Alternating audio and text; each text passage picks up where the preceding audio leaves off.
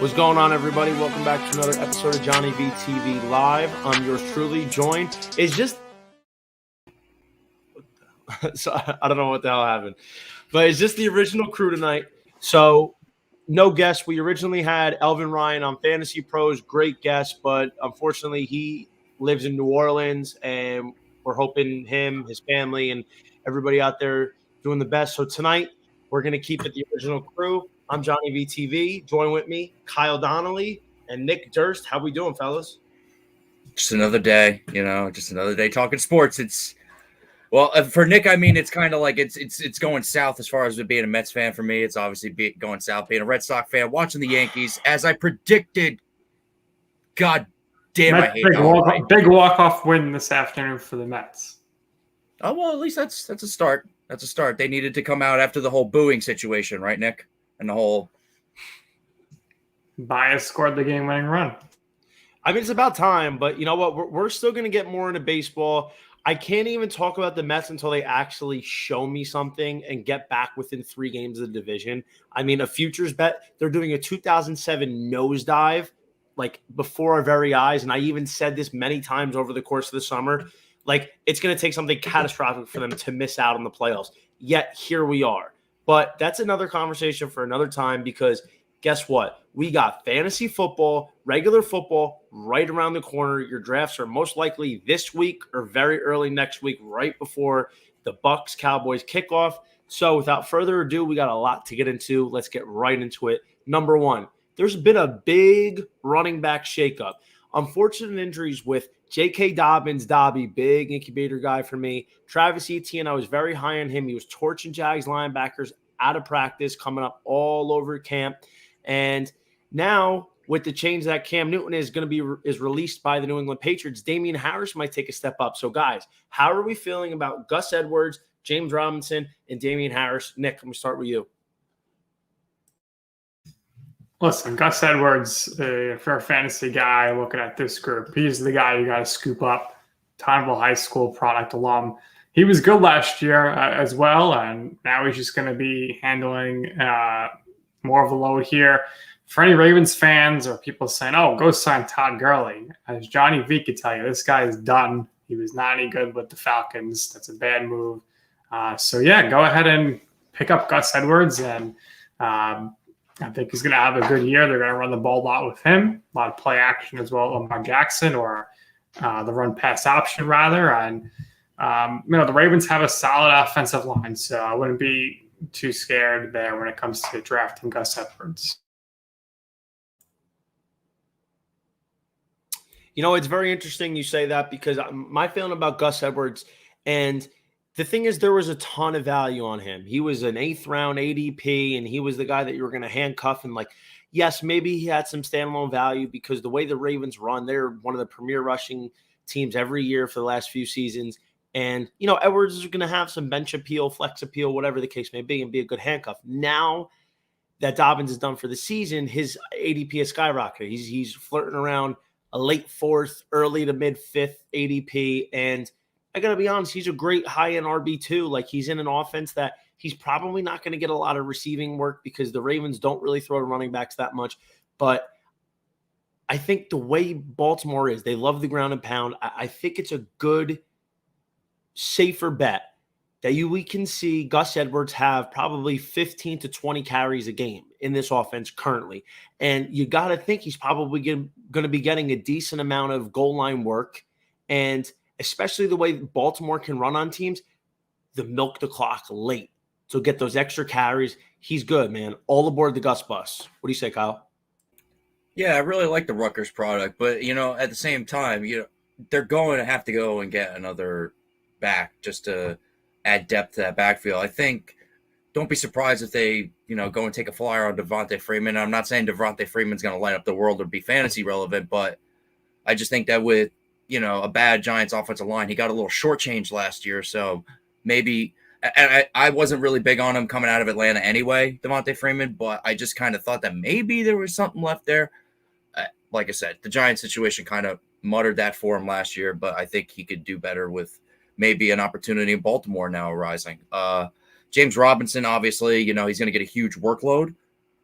I don't think that he's going to – I think, though, he'll probably have the same efficiency as he did last year. He won't be that efficient, but, the volume will rule the day as it does for a lot of times in fantasy.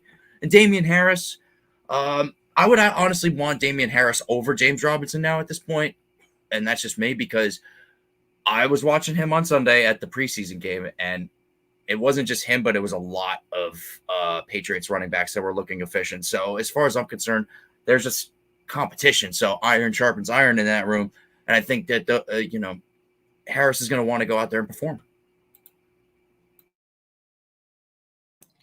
I mean, it's interesting you say that. Like James Robinson, he had a good season. I mean, like now in terms of the word good, it was from a he had like 30 carries and 100 yards.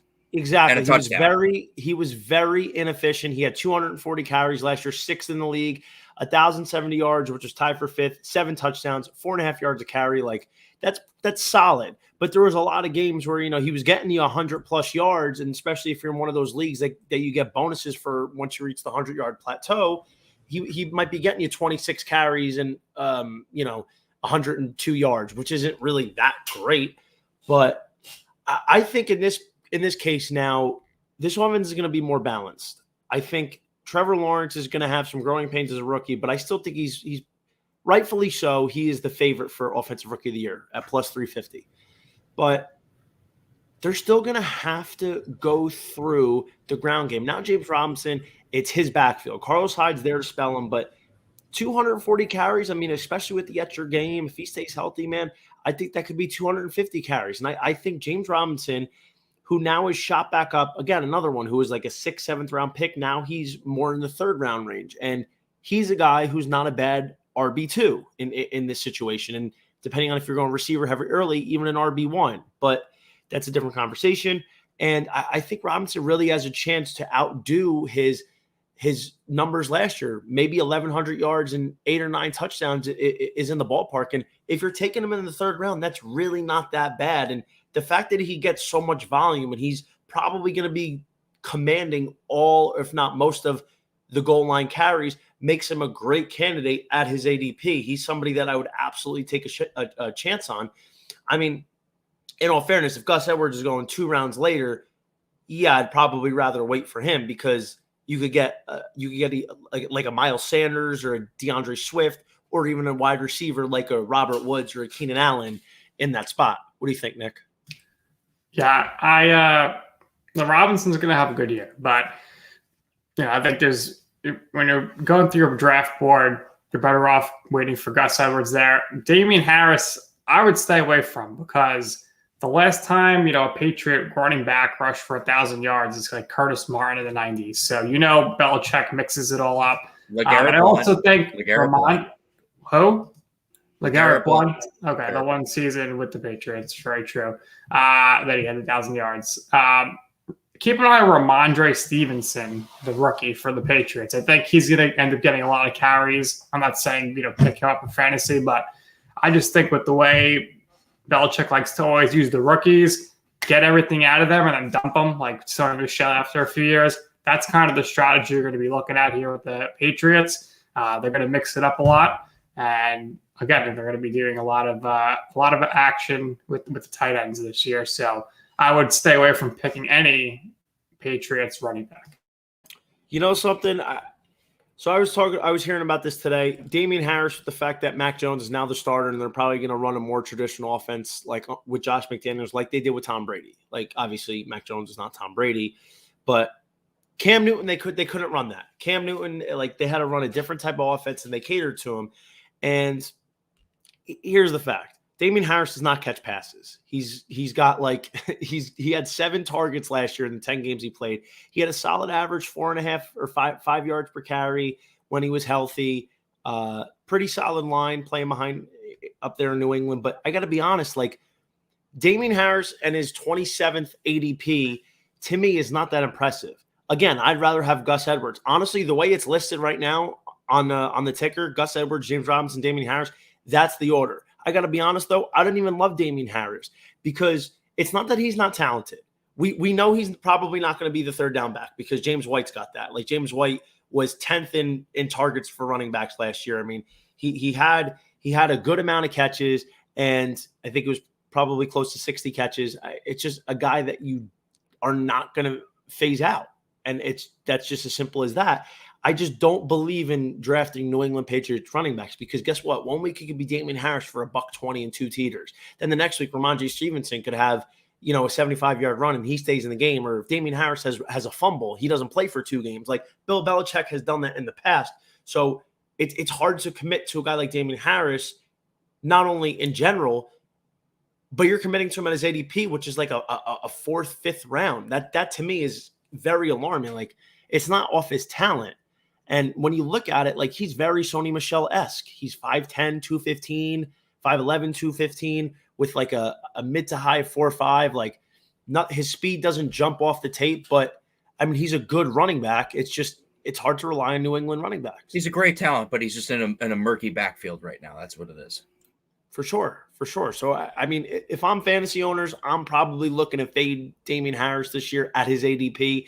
If you could get him in maybe the 6th or the 7th round. 7th, yep. I would say that's the perfect spot.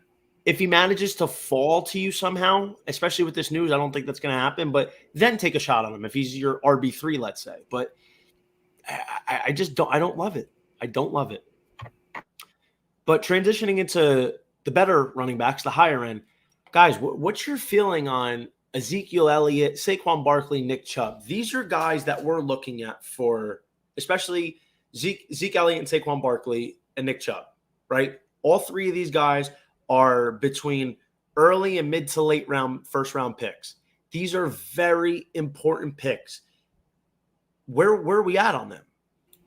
I would probably put Nick Chubb at the very top of that list for me personally. That being said, I'm going to just give a shout out to YouTube here. You could go find on YouTube Nick Chubb's injury back when he was in college at Georgia, the really horrific knee injury. You know what I'm talking about. The fact that he has come back from that and he has been as consistent as he has been and hasn't really missed any time in the 3 years he's been a pro, 4 years he's been a pro. It's absolutely incredible what he's doing. And now he's got Kareem Hunt splitting the backfield with him, and he's not giving up the job to somebody who is an immense talent like Kareem Hunt. So that would be my priority, getting Nick Chubb first. Then obviously you go to your next 2 backs in Ezekiel Elliott and Saquon Barkley. Saquon Barkley, obviously with the injury, you're worried about him injury wise. How is he going to make 16, 17 games? Probably not. And then Ezekiel Elliott behind the offensive line of the Cowboys. But, Dak Prescott coming back this year. So I would probably put it, Chubb 1, Elliott 2, Barkley 3. But how confident are you in, like, let's say you have 4th overall pick. And this is what I don't understand. I don't understand how Derrick Henry is he's fallen behind the wayside because he's not a big pass catcher. Like, I understand in half PPR does make a difference at the end of the season. But, like, sure. What I don't understand is, like, people are discounting Henry. Like, yeah, he's probably not going to rush for 2,000 yards this year. Like, counting he's probably not. The natural Why not? regression. Extra game. It should be possible. Yeah, but it could be. It could be. Absolutely. Well, actually, I mean, he should, but we'll see how they monitor him. They're probably going to try to keep him on a pitch count. On like a pitch count, exactly. Like, it's hard, but let's even say he gets 1,600 yards and 13 touchdowns. Like, the thing about Henry is what you're going to get, especially with Julio Jones coming there. Like, he's probably going to face a lot of 6-man boxes. But what the point is, like, people are trying to take like Ezekiel Elliott in the top 5. Maybe Barkley with the 6th or the 7th. Like, are we confident that these guys are going to live up to their ADPs, especially when it comes to Elliott and Barkley? Because Chubb is more of like a late round, first round pick. Now, if you took Ezekiel Elliott 4th or 5th overall and he finishes as RB8 for the year, you lose. That's a bad pick. Like, I think Ezekiel can produce. Let's say he has 1,200 yards and 8 touchdowns this year. That's a good season, right? But for the price that you're paying for him, you're expecting more along the lines of 1,500 yards and about 12 to 14 touchdowns. Do we think any of these guys are going to live up to their first round ADPs? Elliott's got to hold on to the ball too. Elliott is in decline. His best days are behind him. He's following the Todd Gurley path. I think maybe Dallas made a mistake giving him the big bucks before Dak. Now, who knows? I don't know if they're going to have any flexibility in the years to come, but Last year he's under 1,000 yards, which you would think he'd be over because they lost Prescott. So that's a little concerning if you're, I wouldn't be picking Ezekiel Elliott in the top 2 or 3. Barkley, when it comes to picking running backs, I would always be like, all right, who has the worst quarterback? And that's Barkley of these 3 right here. But the problem is, you don't know if Barkley's going to play. If he's going to play, he's going to be the best out of these guys because he's going to get, he's going to have 100 receptions. He's going to rush a ton. So he's going to get the most points out of these 3. If you believe that he's going to be healthy, then he's going to live up to his average draft position. I like what you said, Kyle, about Chubb. I think Chubb is the safest bet.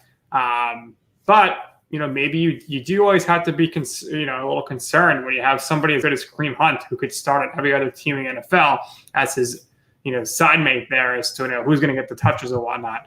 So murky class, but I'd be worried about Elliott here if you think you're going to be getting what you got from him back in 2016, because those days are done. He's not going to rush for 1,600 yards. He hasn't even come close since then. And receiving wise, he's probably going to get somewhere between 30 and 50 receptions. That's what you got to think about with Elliott. And with the thing about Hunt with Chubb there is, they did what they did last year. They were both as effective as they were. Chubb was a RB1, and Kareem Hunt was borderline RB2 flex play. So they got 2 really good running backs that they can use there. And like you said, Chubb is holding them off there, and he's the safe bet. Cleveland's the only backfield that could support 2 top 25 running backs. I firmly believe that. I feel like a lot of other people do as well. My thing is, I think Ezekiel Elliott will end up having a solid season. Like I said, I don't know if he's going to live up to his ADP. I am 100% with you, Nick. Like, to me, I know he wasn't fully healthy last year. He had things he's still a top 12 back, but he's just not. He's not top 5. Yeah, but we're not talking about. Yeah, but we're talking about fantasy wise, and I just don't think he lives up to it. Like he doesn't look like the same Ezekiel Elliott. Like he just doesn't. Like yes, he's got a great. He's on a good offense. He's on an offense that gets a lot of. Hold on. I meant that fantasy wise too, though. That's what I meant. His offense gets a lot of snaps. You know what I mean? He gets a lot of touchdown opportunities around the goal line. Like that's just how it works. But it's just. You're drafting Ezekiel Elliott like 4th or 5th overall, like hoping he's 1,500 yards and like 15 touchdowns. Like that's pretty much what you're looking. And Barkley's a big question mark. I think he could come back strong, even with the bad offensive line. Like I think he could have a good season. But talking all of this, when it comes to any of these guys, and I firmly believe this, especially this year, if you're not getting McCaffrey, Cook, Kamara, or Henry, I don't want any of the running backs in the first or even the early second round. Like I'm going receiver. Like I would rather take Devontae Adams 4th or 5th overall. Or I'm sorry, I should say 5th overall.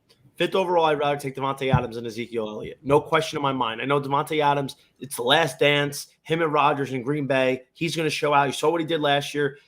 Or even a Tyreek Hill. Like there's no way I want any of these running backs in this pick. I'd rather take the high receivers first 2 rounds, and then roll the dice in the 3rd and try to get Miles Sanders or DeAndre Swift. Hopefully, his groin is okay. Like, or even a David Montgomery, and then try and swing a Mike Davis in the 5th round. Like, I truly believe that. And as far as Nick Chubb goes, I think he is the safest bet. He's not going to get a ton in the receiving game. He's an absolute animal. But, the good thing is you could probably pencil in, if you're getting drafted Nick Chubb, like 10th overall, let's say, you could probably pencil him in for 1,300 yards and 11 touchdowns. Like, that's a very strong season. And, if you're getting him 11th overall, right around the swing and getting a DeAndre Hopkins, like, that's pretty good. But in my opinion, I think you should go receiver heavy if you're not getting one of the top 4 premier backs. Before we move on, at number 5, say you're number 5 in a 12-team league, you take a Nick Chubb there?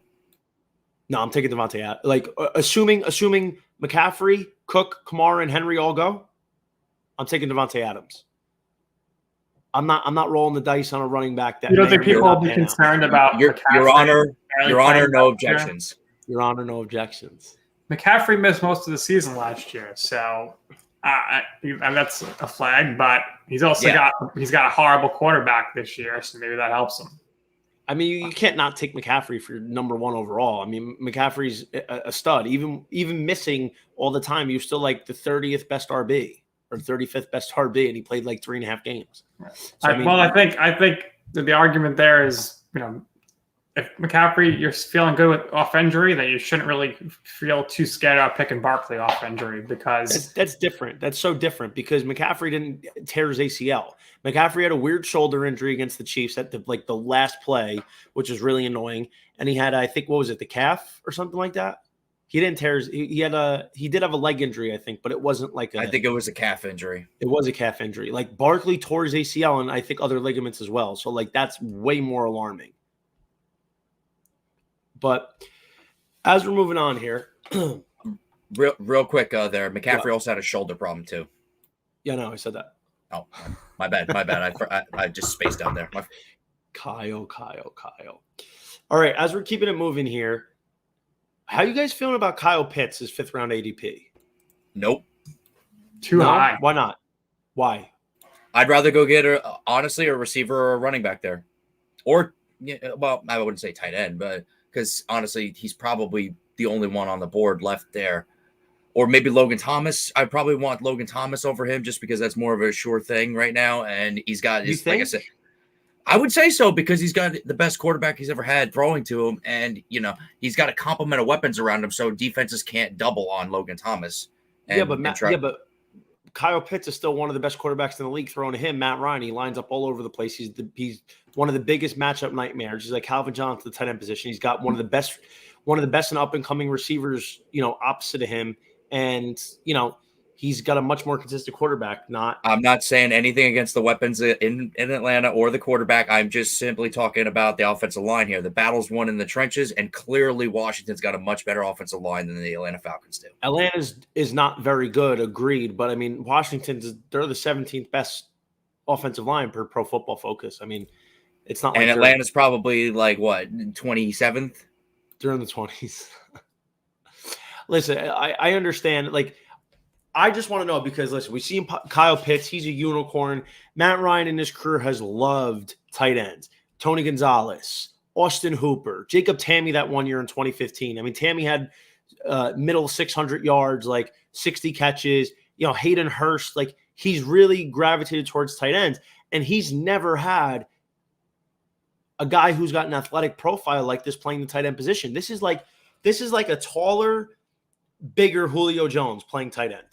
This is what that is. Now, the reports are he's going to be lined up all over the field, lined up in tight as a tight end, in the slot, out wide. He might be seeing a lot of coverages, maybe single coverages against slot corners, linebackers, and safeties. Matchups he could very easily win. Now, I do agree there's a big risk reward factor, and I personally would love to have one share of Kyle Pitts. If I have a couple leagues, I just got to pull the trigger. 5th round ADP is costly. There is a risk reward, no question about it. I do think Pitts has a solid season. He had 12 touchdowns last year in the SEC. I'm not sure I love his ADP either. But if there was one team that I would pull the trigger on, I feel like you got to take one chance on him. What do you think, Nick? Well, I'd rather get another running back or a receiver there. I would wait around. You could probably get Mark Andrews from Baltimore, who had a ton of touchdowns last year. T.J. Hawkinson from the Lions, who is probably going to have a pretty solid year with they're both 5th round guys. They're both 5th round guys, roughly. Well, listen, it's however you want to draft. It doesn't bother me, Kyle, personally. I wouldn't be looking to use the 5th round, my 5th pick. I think Kyle Pitts, I think it's a little high without having seen him do anything in the league. I'm with you. I'm all the mock drafts I've done. I haven't taken one shot where I get Kyle Pitts, especially like the fact of the matter is I'm targeting Calvin Ridley early second.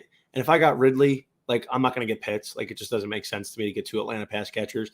I totally agree. I do think it's a high ADP, and like even trying to get somebody like a Dallas Goedert in the 9th round, like I don't mind that at all. Like I like Goddard, and depending on how you build your team, if you're getting Goddard in the 9th round, like all you should really expect out of him is maybe like 8 to 10 a week, like nothing crazy. And even with Zach Ertz there, he'd still put up some pretty good production because Philly always loves to incorporate tight ends into their offense. It's just the nature of the beast with them. I do understand how it goes. I mean, if you're going receiver, running back, and then your 5th round pick is tight end. I mean, I could see how that could look a little, little much of a reach. So I'm actually not hating your theory about not taking Kyle Pitts that early. I do think he's going to have a good season, though. I could see Pitts have something along the lines of like 65 catches, 750 yards, 10 touchdowns as a rookie. I just don't think that lives up to ADP. I mean, the sexy thing about him is like he's playing tight end, but he's really like a wide receiver. So that takes care of the premium at the tight end position. But remains to be seen. So listen, at the end of the day, it's all about having fun. So if you want to watch Kyle Pitts on every Sunday, getting balls from Matt Ryan, man, just take Kyle Pitts. But there is definitely probably better value later. So keeping it moving to an NFC South foe. Gentlemen, how are we feeling about the Tampa Bay Bucs wideout room? Nick, what do you think? Mike Evans, Chris Godwin, Antonio Brown, are they worth it? How is their ADP sitting with you? It's a pretty crowded room. I think it's weird. I gotta say, I think the Bucs are so good that I think everybody just cancel each other out. I mean, everyone's gonna get their touchdowns. I think Gronkowski is going to lead them in touchdowns receiving wise, but he's not going to get a million receptions. He's just the clutch guy. So I don't know. It really depends on what you value. If you're looking for, PPR, they all kind of cancel each other out. I think you still got to take Antonio Brown and Mike Evans, over Godwin. Godwin was tremendous last year. But really, I don't know. I mean, it's hard, it's hard to say there's a slam dunk guy on the Bucs at any position that is going to get the bulk of the game snaps and carries and catches. So everybody kind of cancels each other out. The only safe fantasy bet there is probably Tom Brady. But listen, these guys you mentioned, Johnny, they're not going to hurt you. It's tough to rely on them to, they're all wide receiver ones, but they can't all be wide receiver ones for 17 weeks. So it's going to be up and down, mix and match. So you gotta kind of, if you want Mike Evans, you want to draft him early, he's worth it. But some weeks he might have less catches because, they're exploiting a defender because Antonio Brown is open in the slot. So you have to live with it. Yeah, I think that's definitely a really crowded room. I think they're all obviously they're top 15 talents, all of them. Let's be real. All of those guys are top 15 talents. But the fact of the matter is, like you said, volume is king in fantasy, and there's just not enough volume to go around for them. I mean, if Tom Brady's throwing the ball 35 times, you get Gronk getting 5 targets, you get Evans is getting 7, Godwin's getting 6, and then, Brown's getting 6. That's starts to add up, and then you got to incorporate Scotty Miller and OJ Howard back. And Scotty Miller and OJ Howard. Scotty Miller's the 4th wide receiver in that offense, and then OJ Howard's the other tight end behind Gronk right now. So, I mean, it's just a lot. There's a lot going on, a lot of moving pieces. So they're all top 30 wide receivers, I think, at the end of the year. But like you said, it's just going to be up and down. It's going to be a crapshoot with who's going to have the hot hand, depending on which week with where the matchup is. I got to be honest here. And, this is something I really had to think about heavily for the last few weeks. Mike Evans ADP right now, he's 12th overall. He's the 12th receiver going off the board at this position. I love Mike Evans. He's a 1,000-yard receiver every year since he's been in the league. He's always been a big play guy under Jameis Winston. Jameis had that Jameis Winston experience where he would just throw it down the field and Mike Evans will go get it. He would have a big yards after catch. He would have the big yards per catch, a lot of air yards, and it was a lot of fun to watch. And I think Mike Evans is still going to be productive this year. Chris Godwin. He was my breakout star a couple years ago, lived up to it. And, he battled some injuries, but he had some good moments last year. His ADP 16.3. Same type of story. I could see both of these guys flirting around between 1,000 yards and 1,200 yards with 7 to 9 touchdowns each on maybe 85 catches, somewhere in that vicinity. Pretty good, right? But when you factor in that they're both going, late second to late third, that's very high. In the rate where you can get a Keenan Allen, you can get a CeeDee Lamb, you might be able to even get a Justin Jefferson if he falls, or AJ Brown. In that territory, you can get these guys. I just don't know if for their price they're going to live up to it because they're very expensive. And in my opinion, the only guy to own in this wide receiver room is Antonio Brown. His ADP is 41.7 this year. Are you serious? The fact of the matter is Brown is back in action. He's got a full offseason to build chemistry with Tom Brady. He's in Tampa Bay for an entire season or so, you would think. And when he came back last year, he was pretty solid. And I think Tampa Bay is going to deploy a lot more 3 receiver sets with, AB. He's got a great friendship. And the fact of the matter is, dude, I could see Brown going for like 70 catches, 1,000 yards, and 7 touchdowns this year. And if you're getting him in the 9th, 10th round, 8th, 9th round, I mean, I just don't see how you can go stick your neck out for an Evans or a Godwin as your wide receiver 2, which, in my opinion, they're low-end 2s, both of them right now, because like Nick said, it's going to be a revolving door. One week it's going to be Evans. The next week it's going to be Godwin. And the fact is, there's going to be more than a handful of times that if you have Edwins or you have Godwin, that these guys are going to burn you. They're going to have a handful of duds. And when you're drafting guys this high, you cannot have more than a couple duds from your star players. Your wide receiver 2 is supposed to be a guy that's going to be getting you anywhere between 12 and 15 plus on average. Now, Antonio Brown is that guy, man, and he's going to be drafted as a flex. So I'm all in on AB. Business is going to be booming this year in Tampa Bay for AB. So transitioning over here, normal transition, to the team that they play next Thursday night on the NFL season opener, the Dallas Cowboys. Kyle, how are you feeling about their wide receiver room? Dak Prescott's back. Ezekiel Elliott's back. Amari Cooper, CeeDee Lamb chops, Michael Gallup. How are we loving the Dallas Cowboys wideout room? Well, you also got to remember there, Blake Jarwin's back after a torn ACL. I think I got him confused with Dalton Schultz last week. But that being said, it's another crowded room, just like Tampa. Volume's king. Obviously, Cooper is. I think it's a little different situation with Tampa. I think Cooper's more of the wide receiver 1 there. CeeDee Lamb is obviously going to be in the wide receiver 2, maybe. He'll have some weeks where he's a wide receiver 1. He'll be in that conversation. But then you got somebody like Michael Gallup, who I think is easily in the flex conversation as well, because he's just got tremendous talent. He can make the tough catch downfield. And, I feel like he kind of gets, he flies by under the radar there. So I think he could have a solid year as well. I think he's more of a top 40, though. He might have a tough time cracking the top 30 as far as wide receiver in fantasy this year. But, we'll see where the tight ends go, but everything should be better with Dak Prescott coming back. Yeah, I think right now, Amari Cooper is around like the 18th wide receiver, which I think is pretty fair value for him. He's clearly going to be the number 1 guy there in Dallas. So if I'm looking at that wide receivers room, I think he'd be the person I would target, if any of them. So it kind of goes back in lockstep with Tampa Bay. But I got to say this, man, like Michael Gallup is getting cheaper. And there's definitely a guy, this is definitely a guy to look at. Michael Gallup, I think, is unsung. He's got the opportunity to be an 1,000-yard receiver. We've seen it. He's ADP 49, so he's going pretty late. And he's, he could be a wide receiver 3 flex on certain weeks.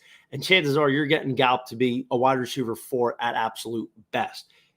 I will say this, though. Amari Cooper, I do like, and I don't know. Cooper doesn't impress me that much anymore. Like, he puts up good numbers. It just doesn't seem like he's going to be that much of a week winner on average. I like CeeDee Lamb. Like how Calvin Ridley broke out, Chris Godwin broke out. Maybe this is CeeDee Lamb's show. Maybe Lamb goes in the early second next year. And we're talking about Lamb as being one of 2021's premier breakouts. An important thing to remember is CeeDee Lamb ran pretty much out of the slot with Dak Prescott. That was his go-to. He was running out of the slot. And I mean, he had 74 catches last year, and he was really coming on to be the go-to guy.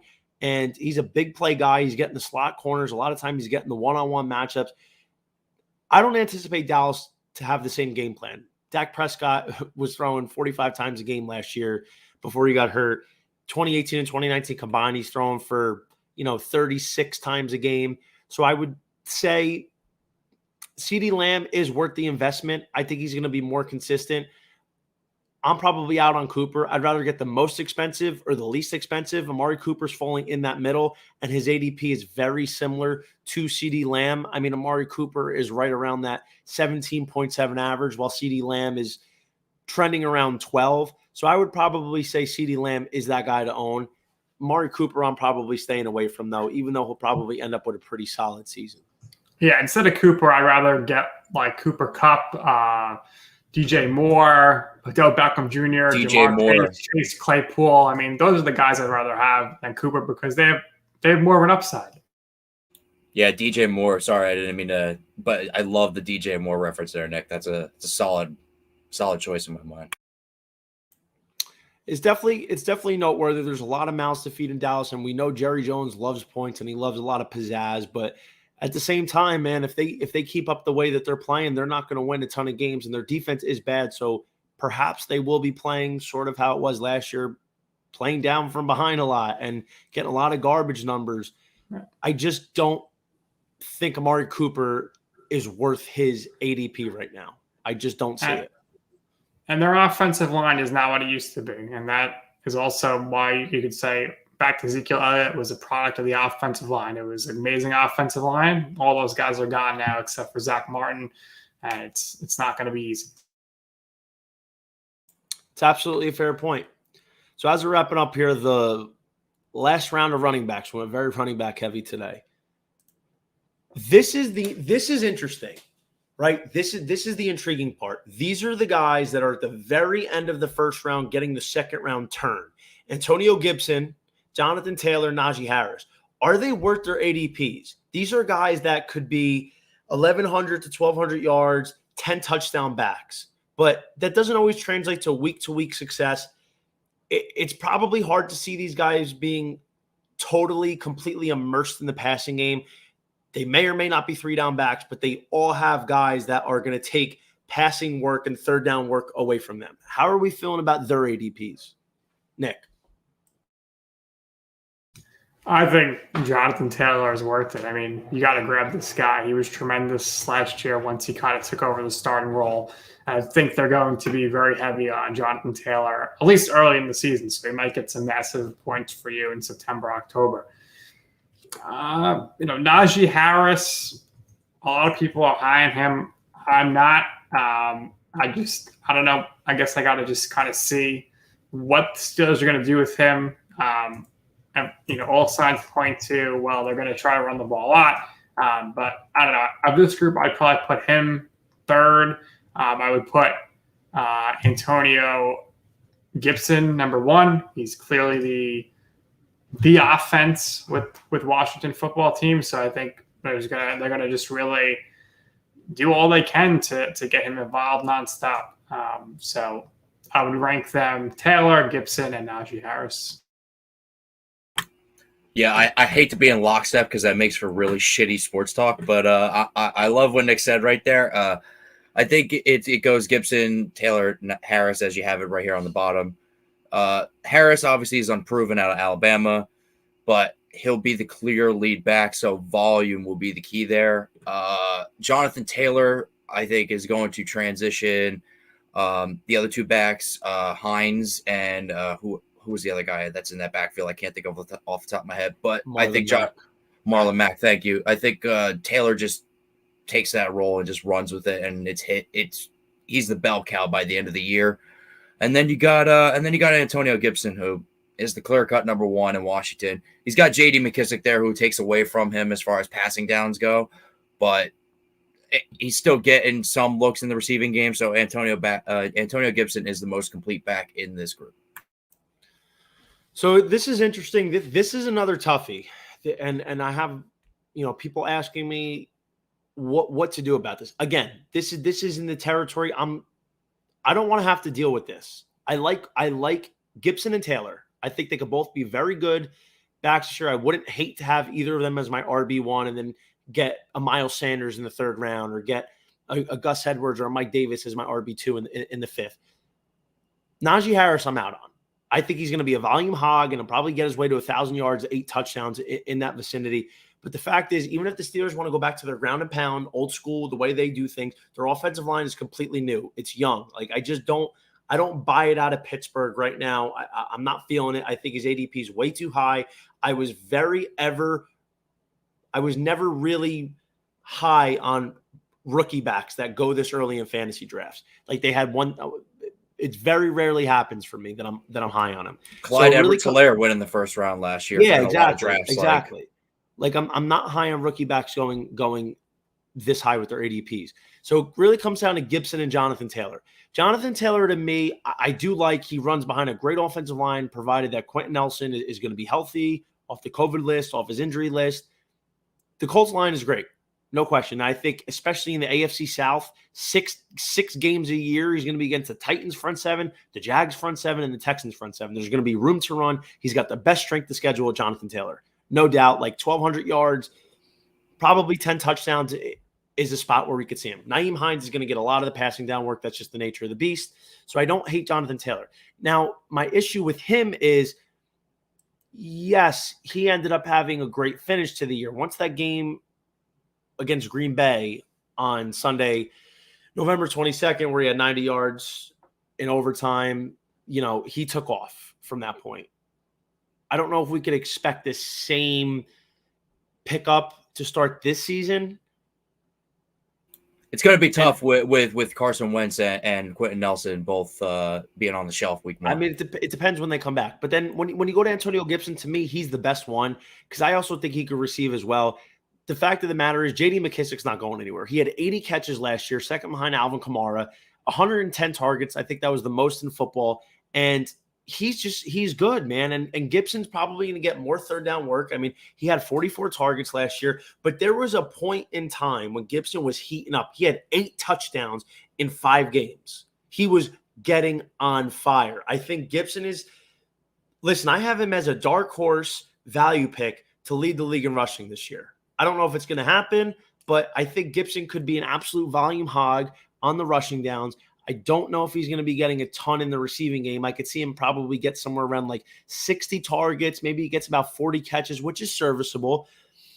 But the fact is, I don't know if I love the idea of him losing the third down work, the predominant third down work, and the no huddles, the hurry up offenses before halftime, or in a 2-minute drill. That's the one thing that really does concern me. But if I had to rank him, I'd probably go Gibson, Taylor, Najee Harris, just because I think Gibson is better than Taylor, even if Taylor does have the better line. I still think, go ahead. But I was just saying, again, I will go receiver over any of these guys because in this vicinity, you're going to be able to get like either a Tyreek Hill, a Stephon Diggs, a Calvin Ridley, or a D-Hop. Okay, fair enough. But I'll still say this about Antonio Gibson is that, he's got Ryan Fitzpatrick with him this year. I'm expecting maybe not like, he's going to be an MVP and light up the world, but I think Fitzpatrick will be serviceable, will be good, will be a solid veteran to lead that offense. But Ron Rivera's offense also consists of, really good running back play. I think he's going to get plenty of looks. Don't be shy on Antonio Gibson. And if anything, Ryan Fitzpatrick's only going to put him closer to the goal line this year, and he'll have plenty of opportunities. No doubt.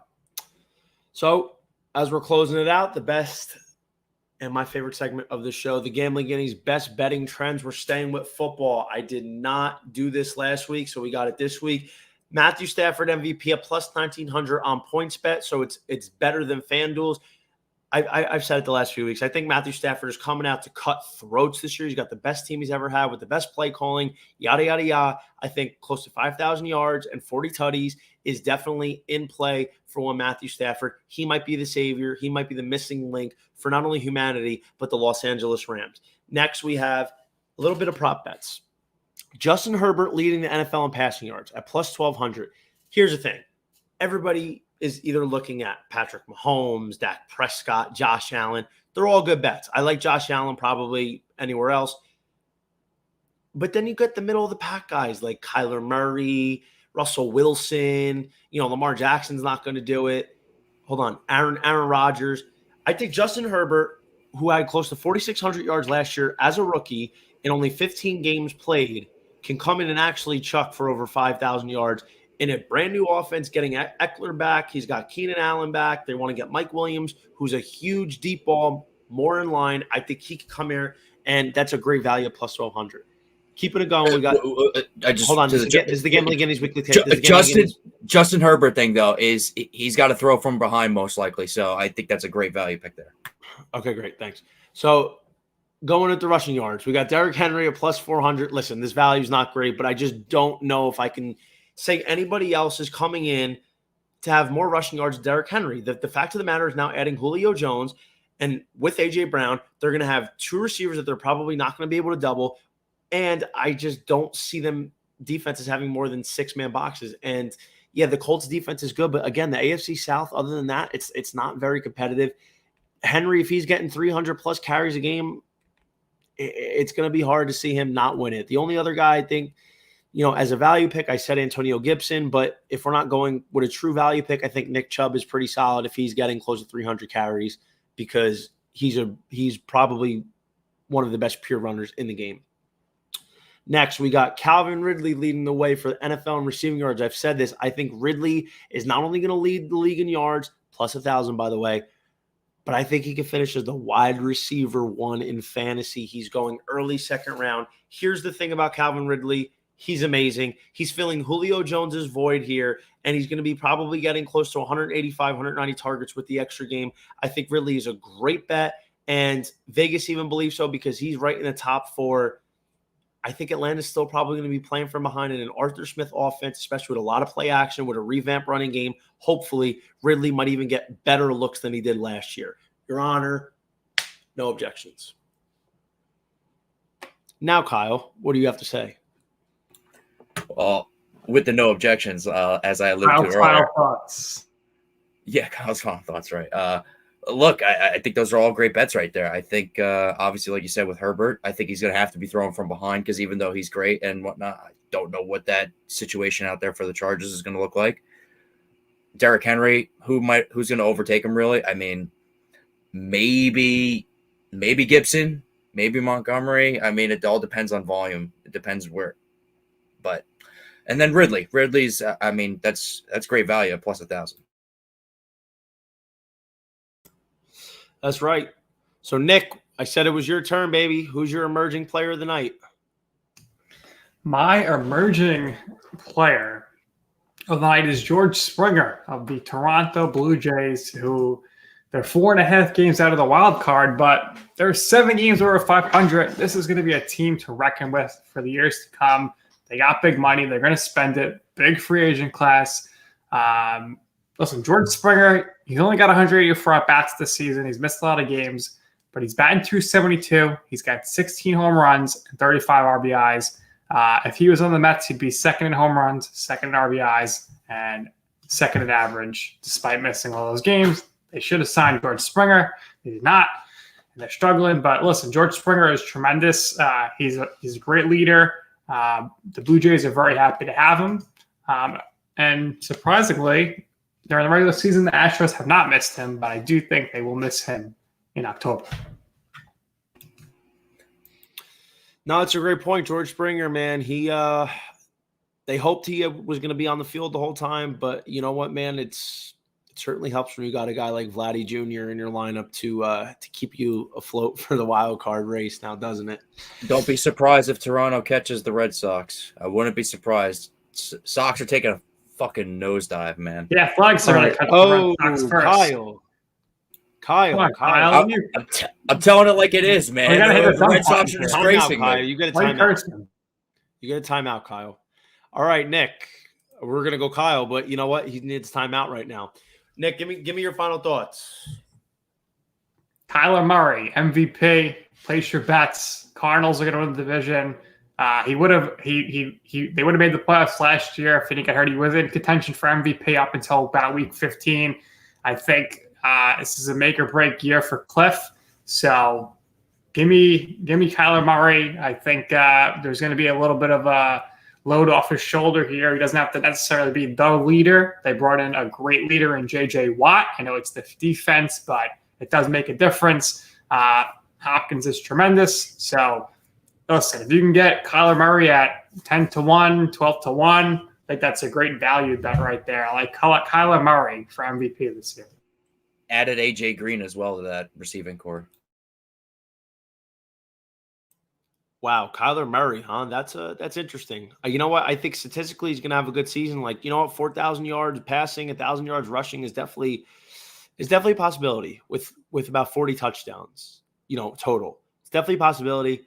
I just think the Mahomes, the Herberts, the Josh Allens, their stats have to be so average, and Murray's got to be so much up there, and the Cardinals have to win the division, which, I mean, they might be in the best division of football, so I think that's going to be very difficult. But I just think if Murray's giving you 1,000 rushing yards and 10 rushing touchdowns, that can kind of bolt him ahead. I mean, let's say Mahomes has 50 touchdown passes, but Murray has, 38 touchdown passes, 10 rushing.